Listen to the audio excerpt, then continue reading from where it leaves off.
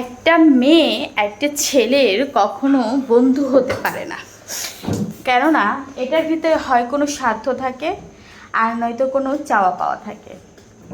এই যে মানুষ বলে ওই ছেলেটা আমার জাস্ট ফ্রেন্ড, এই ফ্রেন্ড বলতে কিছু হয় না। আচ্ছা, আমি একটা ঘটনা বলি। ধরো আমার একটা ফ্রেন্ড ছিল, তো আমি ওকে জাস্ট ফ্রেন্ডই ভাবতাম, ঠিক আছে। তো ওই ছেলেটা হয়তো আমাকে পছন্দ করতো কিনা আমি জানি না। তো ও আমাকে ফ্রেন্ড হিসেবেই কথা বলতো, মাঝে মধ্যে একটু রেস্টুরেন্টে নিয়ে যেত, কিছু খাওয়াতো। তাই আমি ওকে গুড ফ্রেন্ড ভাবতাম, যে ভালো একটা ছেলে এরকম মনে করতাম। বাট কখনো প্রেম ভালোবাসা এইগুলোর ভিতরে কখনো যেতে চাইনি, বা যাওয়ার কোনো ইচ্ছাও ছিল না ওই ছেলের সাথে। তো এরকম করতে করতে সে আমাকে একদিন অফার করে কিছু কেনাকাটা করবে, তা আমাকে যাওয়ার জন্য তার সাথে। তুমি কেনাকাটা করবে, আমি গিয়ে কী করবো বলে, তুই আমাকে পছন্দ করে দিবি। তো ভাবলাম ঠিক আছে, যেহেতু পছন্দ করে দিতে বলছে যাই। তো গেলাম একদিন তার সাথে। তো যাওয়ার পরে ও আমাকে একটা পার্ক দিয়ে নদী করে অন্য সাইডে গেছে। তো ওখানে একটা পার্কের মতো একটা টুল আছে, বেঞ্চ আছে, ওই বেঞ্চে আমাকে বসতে বললো, বসলাম।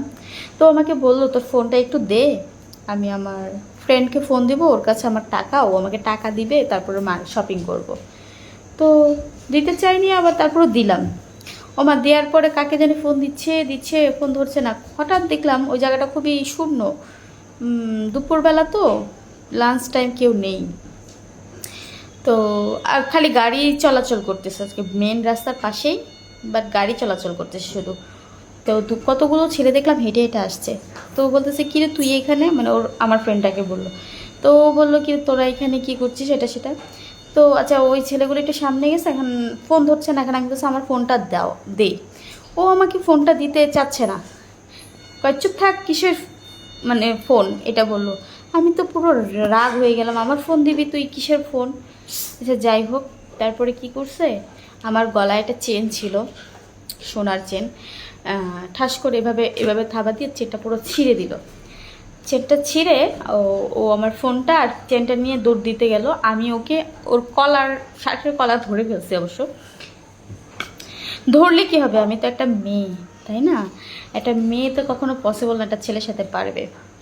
তো ও আমাকে, কোনো একটা মানুষ নাই, অনেক দূরে একটা বৃদ্ধ মহিলা আসছিল, মহিলাটাকে অনেক জোরে ডাকতেছিলাম, বাট উনি শুনতে পাচ্ছিল না।